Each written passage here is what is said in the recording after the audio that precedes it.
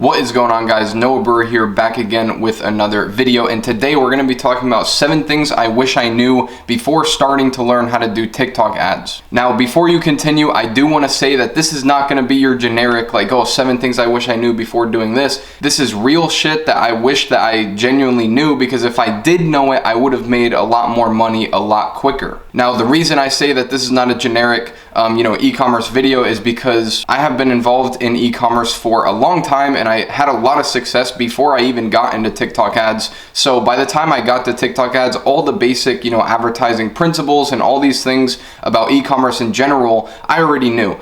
So when it came to TikTok ads, I was fairly new with the actual platform, and I didn't really understand how the actual platform of TikTok compared to that of like Facebook and the other platforms, so I could fully take advantage of the TikTok ad platform as a whole. In this video, we're gonna be talking about very specific things to the TikTok platform, where if I knew them beforehand, I would have been able to make a lot more money. Obviously, I've learned through the experience that I've gotten over the last 4 to 6 months, and now that we know them, we're doing pretty damn good with TikTok ads. So whether you're a beginner or you're somebody who's experienced, if you plan on getting on TikTok ads, or if you've been on TikTok ads for a little bit, this video is definitely worth watching. And the number one thing that I didn't want to be true, but it ended up being true, is that UGC works the best. Now, what is UGC? It's essentially a video ad that, somebody just films on their phone. It doesn't really look like an advertisement. Now, where I was coming from, which is Facebook ads, we were running basically commercial style advertisements that would really sell the product and show its features and benefits and stuff like that.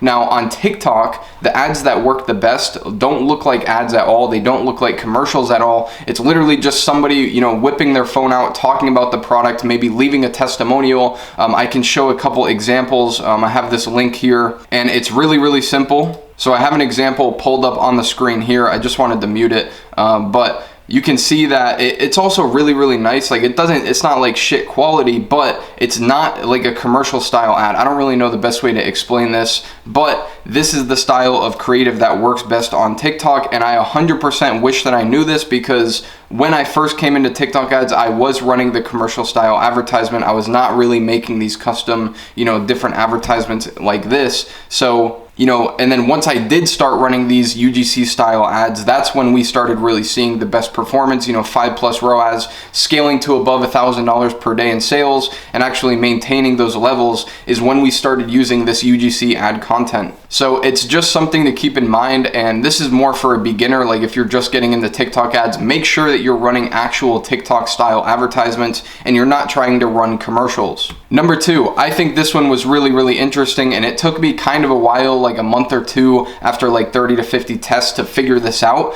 but success rates are like triple as good on TikTok ads when compared to Facebook ads, but scaling is about 3 times harder. So it's almost like a balancing act between Facebook and TikTok, whereas with Facebook, it seemed a little bit harder to actually pop a winning product in the first place, but once you had a winning product, it was pretty much guaranteed to be able to scale good, granted you had a good advertising strategy. Now with TikTok ads, we're seeing that it's way easier to find a winning product. It's actually pretty damn easy, but it's a lot harder to actually maintain that and scale that. And I can tell by the comments that you guys leave on my videos that you guys are also noticing the same thing. There's tons of products that will pop off for the first week or 2 and then just die out after that. And of course, I went through this as well, and there are things that you can do, in the meantime, after you find a winning product, to increase your chances of actually being able to scale it and maintain it for a little while. I actually made a video about that exact thing, like how to stop your winners from dying out on TikTok ads. So go check that out if you haven't yet.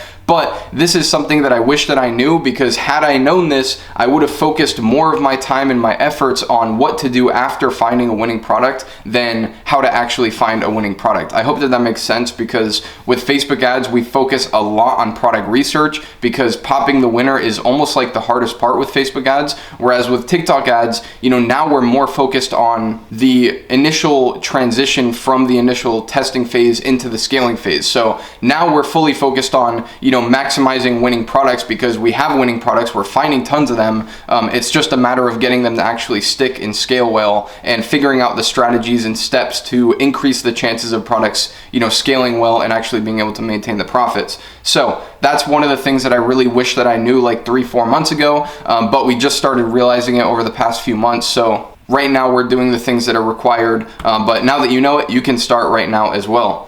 So the third thing that I want to mention here is actually really interesting, and this was one of the biggest surprises to me when it comes to TikTok ads as opposed to Facebook, is the effect of ad strategy.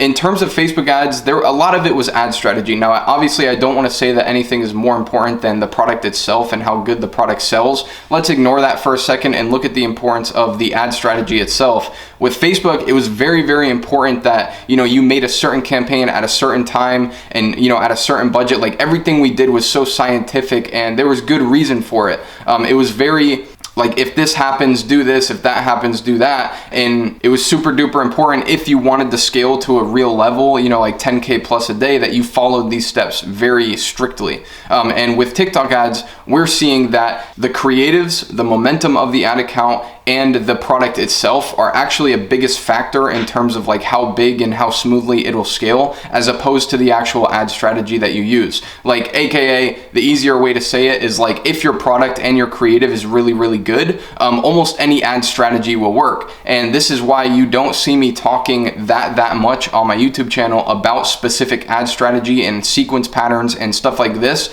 after the initial testing phase, just because as long as you have a good product and a good creative, the ad strategy will almost always work. Now, I do expect this to change as more people start coming to the platform and as the algorithms with TikTok ads get smarter and smarter over time. It probably won't be like this a year from now, but for now, that's what we're seeing. And I think the biggest takeaway from this is to know that when you're running your advertisements on TikTok, a lot of your focus should go towards the actual, finding good products that are really scalable, which I have videos on my channel that talk about how to do that. And then also testing different creatives and keeping momentum in your ad account, which I also have videos that talk about how to do that, as opposed to the actual scaling strategy. Because of course, you want a good scaling strategy. You want to be following something that has worked for somebody else or yourself in the past. But at the end of the day, if your product is not scalable and your creatives are not performing good and you're not keeping up that momentum in the ad account, you're not going to be able to scale to real numbers, even with a really good ad strategy. It's kind of like you can't have one without the other. Even if you have a great ad strategy, you can't force a shitty product to sell, and you can't force a shitty creative to actually scale well. Number 4, this is kind of a funny one for those of you who have stuck around this long. If you get banned on manual payments with TikTok ads, they keep your damn money. Yes, I figured this out really early on. Like, it's kind of like one of those things where it's like, ah, shit, I shouldn't have done that. But it is one that you should be aware of. And there's a lot of different caveats with TikTok ads that are just like this that you really should know with the advertising policy and the terms and conditions of the TikTok ad platform as a whole. So I would highly recommend going and reading those policies, because I definitely did not. And I believe I lost like $600 to an ad account that I got banned because I was doing manual payments, which is where you upload the money to the account before you spend it on ads. And then if they ban you during that time, you lose the money that you uploaded into the account. So just something to know. And there are other weird things with TikTok ads that you need to, make yourself aware of before going out and doing something stupid. Like, I can only imagine if I would have put like $5,000 in that ad account just because I didn't want to worry about ad spend and then it got banned, I would have been really pissed. So the number 5 thing is kind of a weird thing that I've never really talked about before, but it's kind of like the order of importance for seeing success. Now, you always hear me talking about how the product is more important than the ad strategy, and the ad strategy is more important than the store. How do I actually break this down for TikTok ads so that you know where to put the most of your attention and what's more important, your store or the ad strategy, or the ad strategy or the product? I basically made this list of 5 of the different steps, kind of like the order of importance, I guess, is like the perfect term for it. But number 1, of course, is the actual product itself that you're selling. Number 2 is going to be your ad creatives, which is definitely weird because with Facebook ads, I would have put ad strategy before ad creatives, but looking at TikTok, I would say that creatives is before ad strategy. Number 3, I'd say, is ad strategy, because it definitely is really important with TikTok ads, but not as important as your product and ad creative. Next one, I would say, is your product page / website, specifically your ability to transition your product into a real brand that's like actually sustainable. Like, for example, if you're starting on a general general store and you pop a winner with a general store, after you have all your creatives running really smoothly and your ad strategy is proven, you may want to look into, creating a better website or transitioning that product into a brand, because it is pretty important with TikTok in my experience. The next one is going to be customer service and shipping times. Now, the reason I put this on this list is because if you have bad customer service and long shipping times, and you have those two kind of mixing together and making this big porridge of just a shit show, you're not going to be able to scale very high with TikTok ads at all, and you're actually going to run into a lot of issues with people reporting your advertisements, and you're probably going to get your ad account banned pretty quickly, like before you even hit 50K in sales. So this is the order of importance. So if you're struggling to find a winner, maybe you're focusing too much on your website and not enough on your product research, or maybe you're focusing too much on the ad strategy and you're completely ignoring, the whole creative side of this business. So now you can kind of prioritize things, and I hope that this is valuable to some of you. And this is definitely different with TikTok ads as it is with Facebook ads. These last two are going to be very quick, but also very valuable if you do not know them. The number 6 thing is that no niche products work best on TikTok ads. Now, I think the reason for this, and I could be wrong, but I think the reason for this is because, all the targeting on TikTok ads is general. Like, for example, if you're selling a very specific fishing product, it's very hard to target for that. Like, you can't target like fishers like on Facebook ads. You can target an interest literally called fishing rod, whereas with TikTok, the closest thing that you could get to fishing is like sports and outdoors, just some general outdoors interest. And I think that this will change once TikTok starts releasing, more targeted interests where we can actually reach out to very specific types of people. But for the time being, general products kind of work the best. What do I mean when I say general products? I mean products that solve a problem or are desirable to pretty much anybody, or just like a large demographic of people. So like relationship products, kitchen products, house products, like pretty much products that anybody can go in and buy. Like, they don't have to be a part of a specific niche. And like I said, I think this is going to change, but it is something that I kind of wish that I knew, because when I first got into TikTok ads, I definitely went into it like, oh, I'm going to like 100%, sell like the most niche products and have crazy targeting and get crazy results. And that's just not how it ended up working out. So do not go into TikTok ads thinking that you're about to sell fishing products and make $1 million.